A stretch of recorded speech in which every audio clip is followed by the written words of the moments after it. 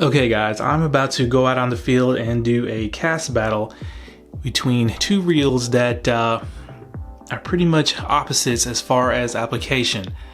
The Bantam Mgl and of course the Aldebaran 30Mgl. Now you're probably wondering, why am I doing this since they are not direct competition with each other. Of course, the Bantam having the huge line capacity, bigger spool, heavy duty power applications type reel, while the Aldebaran is obviously a ultra lightweight reel suited for finesse fishing and light lures. And the answer is because, first of all, these two need to complete the lipless crankbait test so it can join the other three MGL reels in completing the rest of the standardized testing. And yeah, that's basically it. Now, I don't know what's gonna happen because both reels cast very well, particularly the Aldebaran. I don't even know if the Aldebaran's gonna be able to complete this test because I'm gonna be spooling it up with 12-pound line. And as you can see, the spool is so shallow, it may just cast all the line off with that lipless crankbait. But there's only one way to find out. So let me get out on the field and see what happens. Okay guys, we have the Bantam Mgl. We are throwing the 1/2 ounce lipless crankbait. I have two brake shoes turned on inside. External dial is set to 1 and spool tension set to just stop the side-to-side plate. So here we go.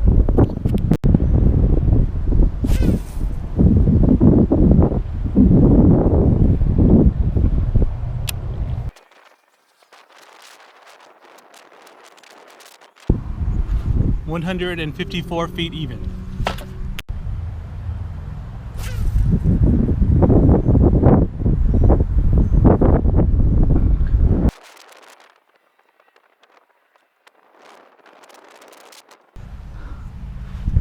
And 156 feet 5 inches.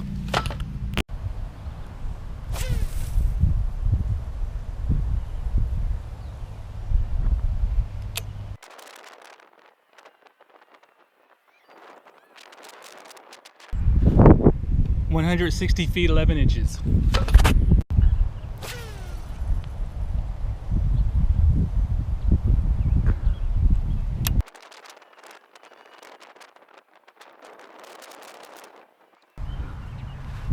"154 feet 6 inches.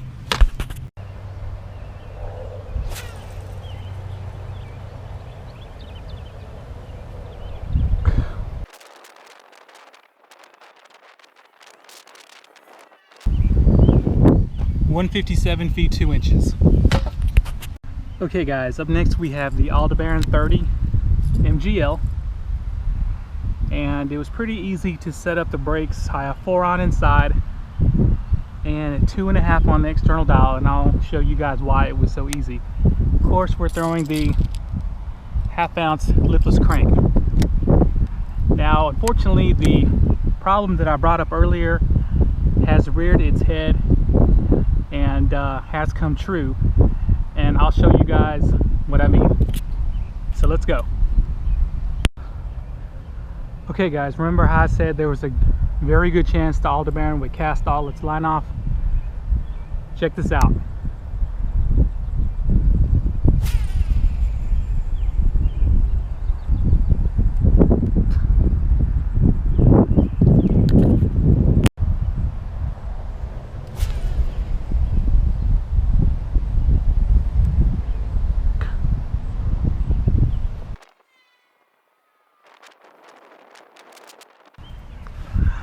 "135 feet 5 inches.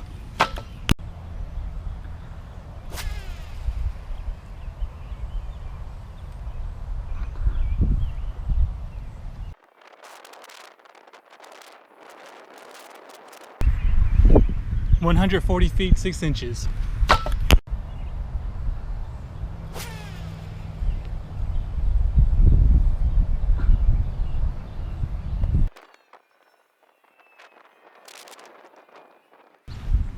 139 feet 4 inches.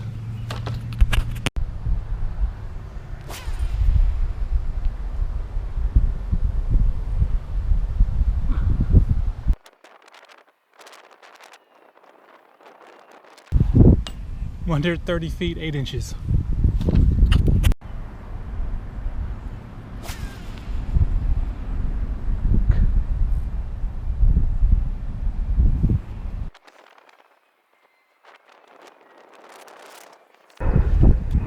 $139 feet 2 inches. Okay guys, let's talk about the results of the shootout that nobody was expecting. That of course is the heavy duty 150 capacity Bantam Mgl against the lightweight finesse oriented Aldebaran Mgl with the 30 capacity spool. Okay, so as you can see, what I had predicted would happen actually did happen, and the Aldebaran casted all its 12-pound mono off with this 1/2 ounce lipless red-eye shaft. Now luckily the tape was strong enough to hold, and it held, and it allowed the Aldebaran to actually complete 5 full casts, so that was a pleasant surprise. Now granted, I had the brakes turned up pretty much all the way, and I wasn't really even casting that hard because I was scared the tape would pop loose. But like I said, it was able to get 5 clean casts in, so let's go over these results. Now the Bantam averaged 156.6 feet, and the Aldebaran averaged 137 feet. So as far as the standardized testing system that I've devised, just a refresher for you guys, I forgot. In this test, in order to score points, you have to, well, I should say each reel gets 1 point for every foot it averages over 150 feet or 50 yards. So in this case, the Bantam Mgl will get 6.6 points, while the Aldebaran 30 will get a whopping negative 13 points. Now of course, that kind of sucks for the Aldebaran. That's a big negative there, but that's the design that Shimano gave it. Very little line capacity and a really fast spool. But in the future, with all the other tests, the Aldebaran does have a chance to redeem itself, because there's a lot of lightweight lures that are coming up next. Now with this test completed for these two, they will join the CHRONARCH MGL, the CASITAS MGL, and the METANIUM MGL for the remaining 4 tests. So it's going to be like a big 5-way MGL battle for the remaining standardized tests. Now the question that some of you may be thinking is, if the Aldebaran had more line capacity, would it have won or beat the Bantam? And I think it probably would have. It's a good chance that it would have, but keep in mind this has a 2mm smaller diameter spool than the Bantam, and it would have had to have worked or spun a lot more to achieve the same distance. So that brings us to the next subject. Now, speaking of line capacity, as I said before in the first part of this video, it was brought to my attention that the current Aldebaran 50 has disappeared from Tackle Warehouse's website. So I checked with a lot of other retailers as well, a lot of bigger ones, as well as some of the brick and mortar retailers like Bass Pro, and it looks like it's pretty much gone from most, if not all. Now usually when the Shimano disappears, it means a new model is coming, but the old model usually goes on sale first. Now I must have missed that sale because I saw nothing about it. Now if any of you guys saw the Aldebaran 50 go on sale, let me know in the comments. I'm really curious about that. So does this mean that the Aldebaran 30 is going to replace the Aldebaran 50? Now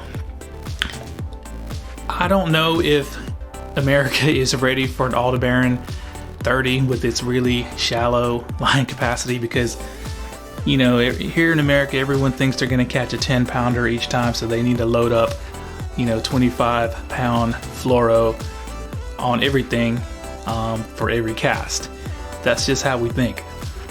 And if Shimano were to bring this Aldebaran here, it would probably need at least a 50 capacity spool, and I would actually suggest a 70 capacity spool, because of the way that the MGL spool, in conjunction with these new Infinity SVS Infinity brakes, make it cast so damn good.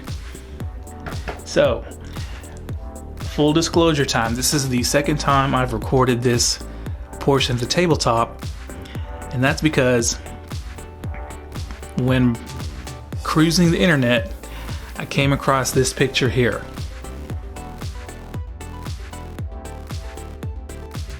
And as you can see, that is an Aldebaran 31Mgl.